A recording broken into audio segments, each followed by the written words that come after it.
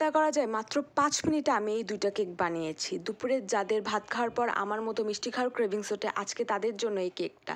তো আমি এখানে মাগ বা কাপ যেকোনো নিতে পারেন। আমি কাপ নিয়েছি, কাপের ভিতর ডার্ক চকলেট, আরেকটা কাপে হোয়াইট চকলেট দিয়ে 2 চা চামচ করে লিকুইড মিল্ক অ্যাড করেছি। এটাতে 1 চামচ, ওইটাতে 1 চামচ দিয়ে এটাকে আমি ওভেনে মেল্ট করে নিয়েছি। তারপর এর ভিতরে একে একে 2টাতেই আমি 2 চা চামচ করে ময়দা, হাফ চা চামচ করে 2টাতেই বেকিং পাউডার, হাফ চা চামচ করে গুঁড়া দুধ দিয়ে সুন্দর করে এটাকে মিক্সড করে নিব। তারপর এক্সট্রা করে 2টাতে 1 চা চামচ করে আরও লিকুইড মিল্ক অ্যাড করেছিলাম আমি।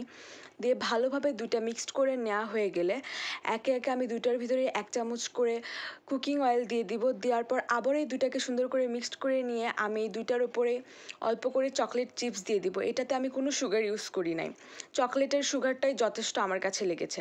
তারপর এটাকে আমি মাইক্রোওয়েভে 1 মিনিট 10 সেকেন্ডের জন্য বেক করে নিয়েছি। রেডি হয়ে গেল আমাদের no sugar no egg cupcakes. ধন্যবাদ সবাইকে।